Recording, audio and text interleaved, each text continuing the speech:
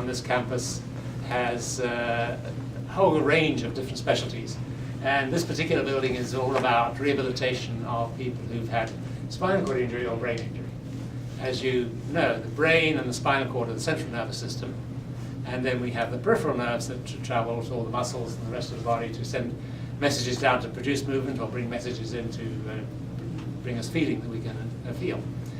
So if you damage the central nervous system, unlike nerves in the arms or the legs or other parts of the body, they don't repair very well, very little, but they mostly lead to permanent damage. So if you have a head injury or a spinal cord injury, you're likely to have a permanent disability. And in the case of the spine, if you damage the spinal cord, which runs down the bones of the spine, then it's rather like cutting the main cable from the brain to the body. So you can't get messages to the muscles to move them, you can't feel messages coming in from the body. Now, how much that affects you depends what level of the spine is injured.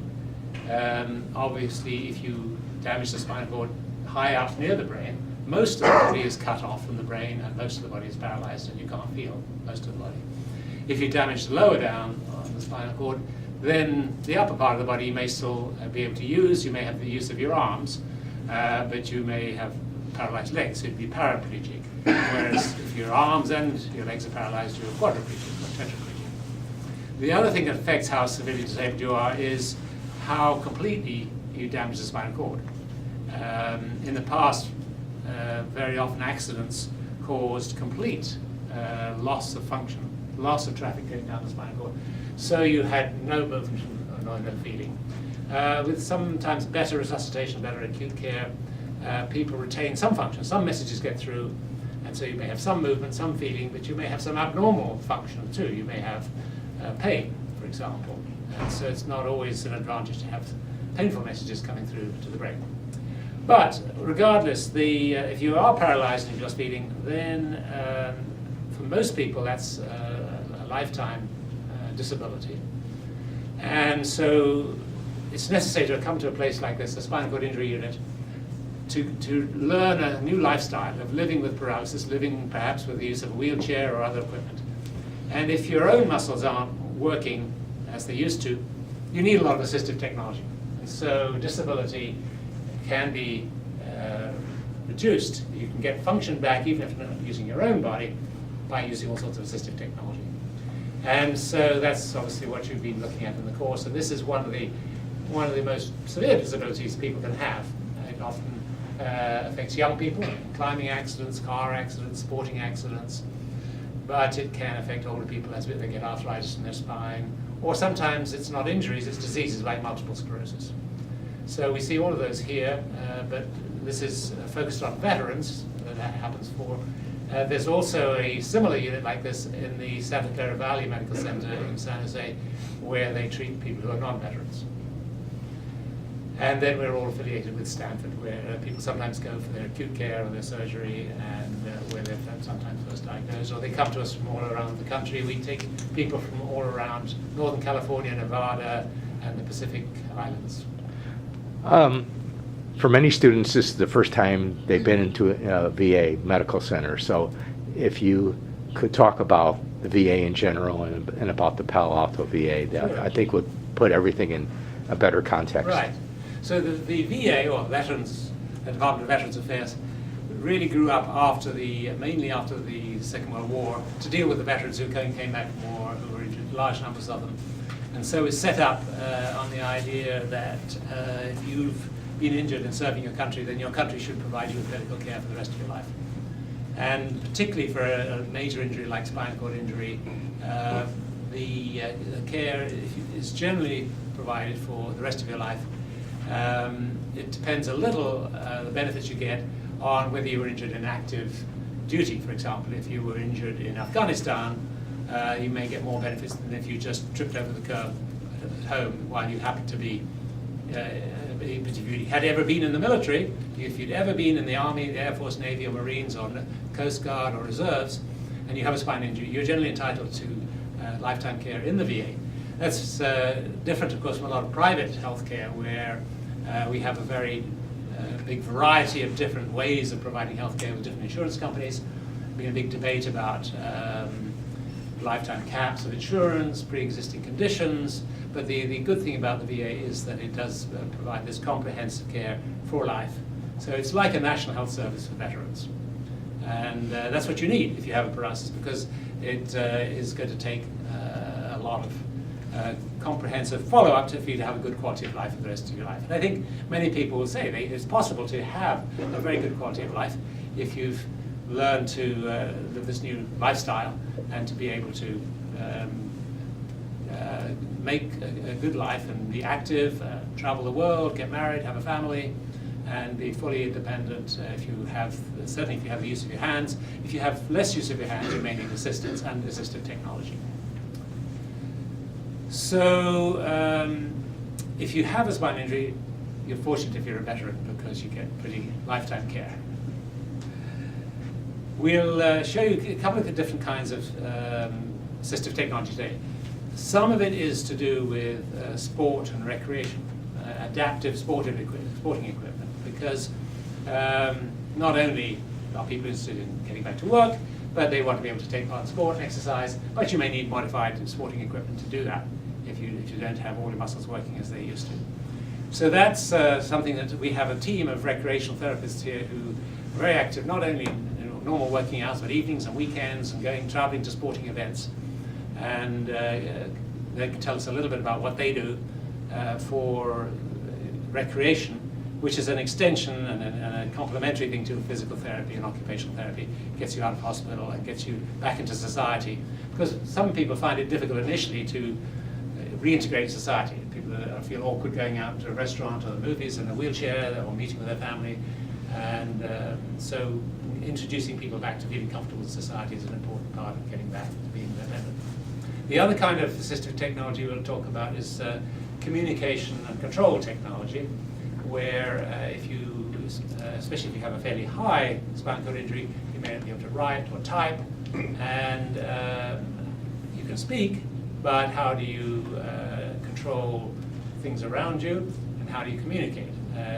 Now with personal computers and smartphones and tablets, if you can get control of electronic devices, they can control a lot of other things for you, and you can use them for communication.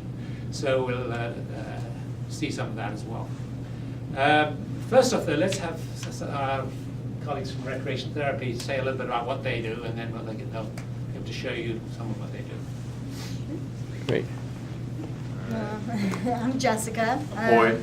We're both recreation therapists on the unit and spinal cord injury, inpatient, and he does a little bit of outpatient clinic as well. Dr. Creasy said basically a little bit of what we do, kind of like physical therapy and occupational therapy, but we use recreation avenues to treat patients to reach their rehab goals, and we use them in practical scenarios. So when they leave the hospital, they have everything they need to leave and be set up in the community with their families. We engage friends, families, anybody that's in their life to participate in their rehab, which I think is a really valuable piece. And we use things that they're actually interested in to work on their skills and their goals that they're doing in the unit, out in the community, and in the things that they like doing. A lot of what we do requires a lot of assistive technology, like sporting equipment, electronic controls, things like that. But one of the bigger things we do with community reintegration is what our off-campus program is called. We do week-long events. So Hoy actually just came from one, and I don't know if you want to talk about that. Yeah, a lot of times we'll partner up with organizations in the community, and there was an organization under the Disabled Sports umbrella, and there was a week-long military sports camp in Mammoth, and there was adaptive ski equipment. So, you guys are all familiar with regular skis. Well, for somebody with a spinal cord injury, they may have a bucket system with like a mono ski or outriggers. So that's a way to adapt the equipment. So today you'll see some of the equipment we use for cycling. So there's traditionally a bicycle. We have recumbent tricycles, and the frame is the adapted piece, which helps people with a spinal cord injury or incomplete spinal cord injury either use their arms or their legs to cycle. So those are kind of some of the interventions that we'll be doing. We do with people on a regular basis. Aquatics is another very popular intervention. just getting people in the pool, using lifts to get people in to access the pool. And we'll work with them individually. And ideally, everything we do has a goal behind it. A lot of physical goals, social, emotional, spiritual, cognitive. But a lot of times, the main goal is trying to get people as independent as possible with, whether it's with adaptive equipment or, as much as they can do without it. But ideally, we try to get them as independent as possible. So that's kind of a little glimpse of what we do on a regular basis here at the VA. And some of these equipment, like some of the adaptive ski equipment, was actually developed here when Dr. Jaffe was part of the research building here and the rehab engineering activities. And there were Stanford students, especially students in mechanical engineering and other Right. departments. Yeah. So, In a couple weeks, we'll have Peter Ackelson talk to the class, and he was working with us at the Rehab R&D Center and has come up with a whole set of adaptive sporting equipment, adaptive seating, adaptive trails and stuff like that, and so stand by for that lecture. yeah, yeah. Definitely pick his brain about things. He's a veteran that participates in the national events that we do as well. They're week-long adaptive sports events. So we have one in Aspen, Colorado, and that's actually coming up the end of March, and that's the Winter Sports Clinic. And it's another ski clinic, but it's a rehab event too. So we bring people that are 1 year post-injury from spinal cord. We take a team. I think this year we have 22 signed up veterans that are coming with us. It's a group of about 600 that end up being there from nationwide VAs, but they learn not only about the sport itself, but I think the biggest thing about the national events is the social, emotional, and cognitive functions of that, which is why rec therapy is kind of unique from other therapies. But they learn about traveling, accessibility when it's not accessible. Not all hotels are, not all mountains are, not everything is. And then that emotional factor of being away from home for the first time and getting stuck in a situation where you don't really know what to do. So it's really good that we have these national programs and therapists and staff to come support that and rehab through that a year later. So. And I would imagine just the competition is, drives the veterans as well. Right. But you can actually be the best in the world at something, even with the paralysis. And so there are a lot of these games, like the Paralympics, gold, silver, bronze medals, and the different classes of disability. But you can be the best in the world, even with a severe paralysis within that particular category of sport. So the competition has some value. And the other thing I think that's worth saying is that coming here, for people to come here and learn a new lifestyle in a wheelchair, it's one thing to hear it from doctors and nurses and occupational therapists and physical therapists. It's another thing to hear it from somebody in a wheelchair. And I think one of the main values of having a place like this is that people don't just meet the staff, they meet other people who've had injuries in the past, either on the staff or among other patients who are coming back for follow-up and outpatient visits, or through organizations like the Paralyzed Veterans of America, which is an organization of people and for people with paralysis of various kinds. And they do a great deal of advocacy and education and support of families and people who've had a spine injury because they have a network of hundreds of people and can put a newly injured person in touch with similarly injured people and help them learn from somebody who can speak from the experience of being in a wheelchair. I don't know if you want to say anything about that? So I'm actually the president of the local chapter of the Bay Area Western chapter of Paralyzed Veterans of America. There's 33 chapters nationwide and one national organization stationed in DC that works with the main VA overseers and stuff like that of all the hospitals. Our chapter locally works with the doctors, nurses, the staff here. We help support our veterans. We have about a $150,000 budget that we use to help send our veterans to the Winter Sports Clinic or the wheelchair games in the summertime, along with other activities throughout the year. We help teach and do clinics to support like bowling, bocce, shuffleboard, anything that you can think of disabled. Table tennis we have next week or at the end of this month. So we're always trying to do things here for the guys that are newly injured and also post-injury that have been injured for either 10 years, 20 years, or whatever, that still want to be active. So our organization is also here in the hospital. So we have that peer support group. So we have guys like myself who's been in the chair for 13 years. So we have new guys that are coming in. We have a couple that are on the ward that have only been injured for a week. So they have that whole, what's going to happen now, what's next, what am I going to do? So we go in there, we talk to them, we reassure them that, life's not over. There's still going to be a lot of great things to do. You can still have families, you can still go to college and things like that. And it was our brothers back from World War II that came back and were like, we have nothing to do. They were going to college and they had to be lifted up the stairs. Our organization is one of the organizations that helped develop the ADA Act. So we fought to make society accessible, not just for our veterans, but for any disability community in general. So, those were some of the pioneer things that we did. Our organization was also one of the ones that developed wheelchair basketball. They're the ones that got that, and also wheelchair rugby. So we really pushed, because, as veterans, we like to be not so much violent or whatever, but we're aggressive. So we like to do those kind of sports where we're still banging into each other and still being active and things of that nature. But I've been part of the organization for about 5 years. I've been in the chair myself for 13. So they helped me at the very beginning. They got me active. I do, my favorite sports are like kayaking. I do the hand cycling, which you guys will see here today. And then being a part of the board member here on the chapter, they got me involved in a lot of other sports too. I'm also a national referee for bocce, referee for shuffleboard and things like that, so we can have competitions and tournaments and just be, overall camaraderie and sports and that whole, things of that nature.